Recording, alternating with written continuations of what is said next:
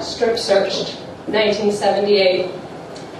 My mom is in one of the red vinyl booths, waving the waitress down with one hand and pointing to her coffee cup with the other.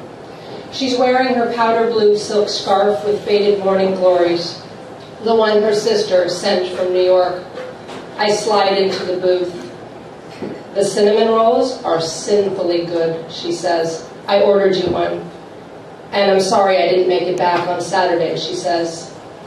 It's all right, I say. I had a history test this week, plus a book report due. Junior high is kind of tough this year. She picks at her chipped fingernail polish. You heard what happened, right?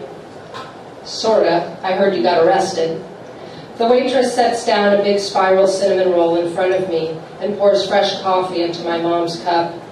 Yeah, I've never been so humiliated in my life, she says, as she rips open 2 packets of sugar.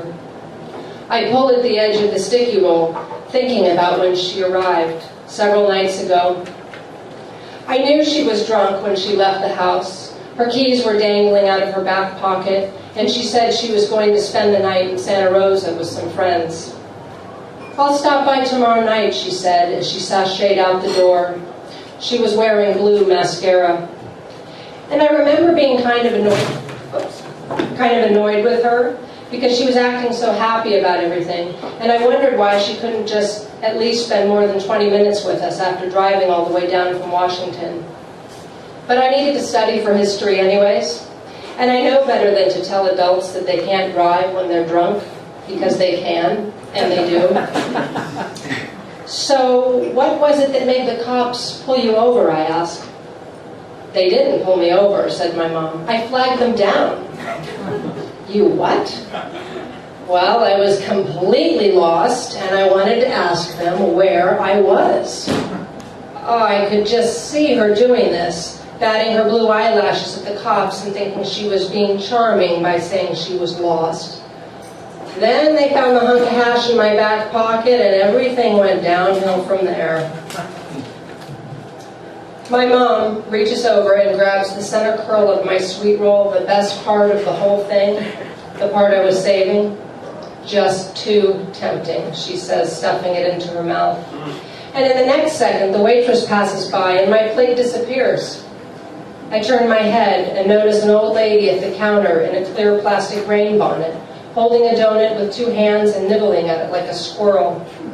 I'm pulled back by the dips and rises of my mom's voice, her mouth glossy with copper lipstick. You know, I brought that hash down for Reggie to help her through her chemo treatments. I know this part is probably true. And I also know that she probably smoked half of it on the way to Reggie's house. I mean, what else would explain why she flagged down the police with a lump of hash in her back pocket? The worst part was those goddamn Santa Rosa cops stripped me like a couple of dogs. Strip searched me. Every inch of my body, inside and out, if you catch my drift. I think they were getting off on it, she adds. That's terrible, Mom, I say in a whisper, so that she might talk more softly. Instead of making eye contact with her, I watch her hands full of turquoise and silver rings. A gold snake with a diamond eye is coiled tightly around her middle finger. Her words seem far away and disjointed. The jail cell was cold, the cops were cruel. They took away poor Reggie's hash. My mom lights up a Camel. I slide my hands underneath the table between us, feeling for lumps of old chewing gum. It's a habit my brothers and I have had for as long as I can remember. I know that my mom's here, making an effort, trying to share her thoughts with me and be all candid. But I don't want this. These aren't the conversations I want to have with my mom. I want to tell her that things in the yellow house are starting to spin in all the wrong directions. I want to ask her if she has ever felt so scared that she couldn't close her eyes at night. I want to ask her if she's going to spend the night on this visit. But I don't, because I know better now than to ask the questions that have unpredictable answers.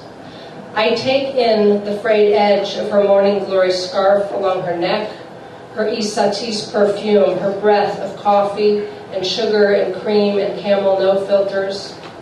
The diamond eye on her snake ring winks in the light.